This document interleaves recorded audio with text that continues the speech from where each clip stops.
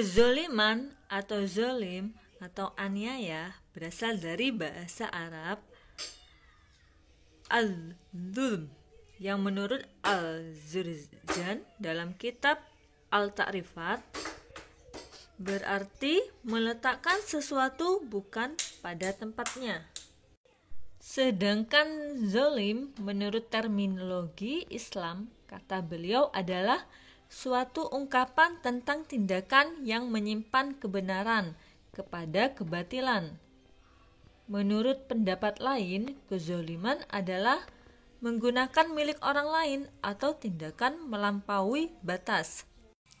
Penguasa zolim kepada rakyatnya, atasan kepada bawahannya, kepala keluarga zolim kepada keluarganya, tetangga zolim kepada tetangga lainnya, dan seterusnya.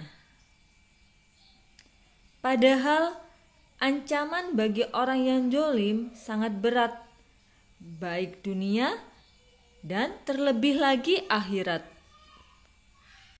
Imam Az-Zahabi menuturkan dalam kitabnya Al-Kabair seperti dikutip oleh Dr. Abdul Aziz Al-Fauzan dalam buku fikih sosial, aku telah melihat seorang lelaki yang tangannya terpotong mulai bagian pundaknya dan dia menyeru, "Barang siapa yang melihatku, maka jangan pernah menganiaya seorang pun."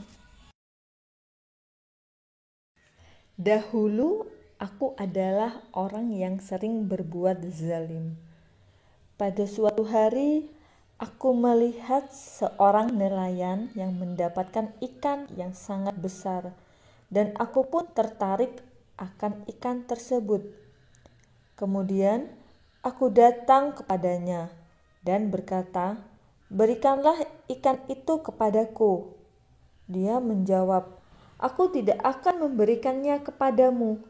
Aku akan menjualnya untuk makan keluargaku." Kemudian aku memukulnya dan mengambil ikan tersebut secara paksa. Lalu aku pergi.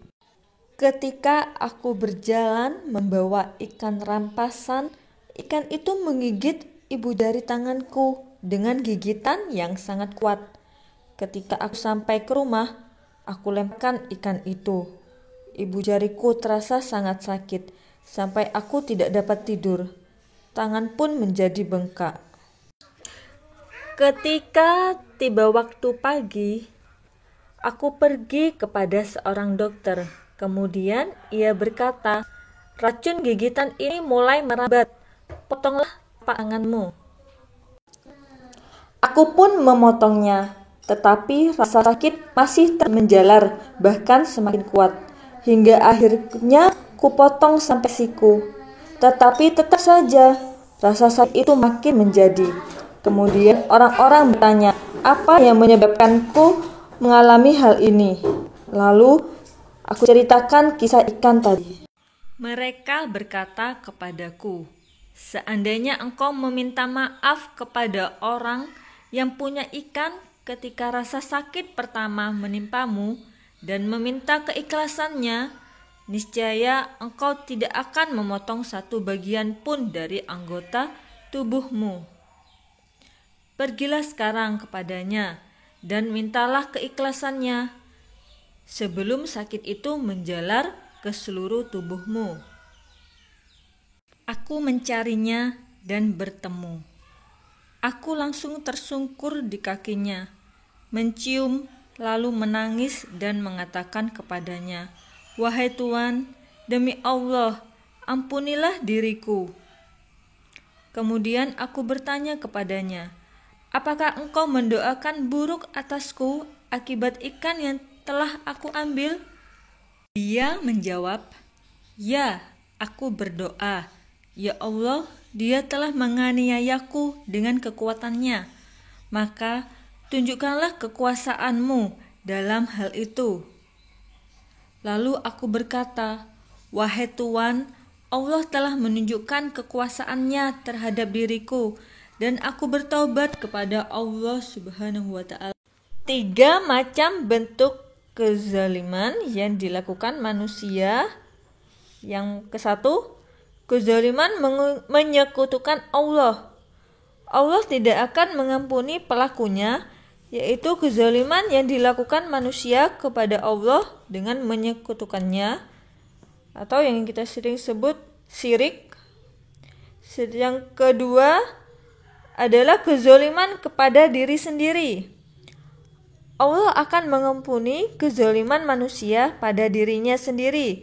Syaratnya bertobat dengan sebenar-benarnya, menyesali perbuatannya, dan berjanji untuk tidak mengulanginya. Yang ketiga, kezaliman kepada orang lain. Allah akan mengampuni kezaliman manusia pada orang lain dengan syarat harus minta maaf langsung pada yang bersangkutan. Bertemu Allah dengan 70 dosa yang engkau lakukan atas Allah akan lebih ringan daripada bertemu dengannya dengan membawa satu dosa yang kau lakukan atas orang lain.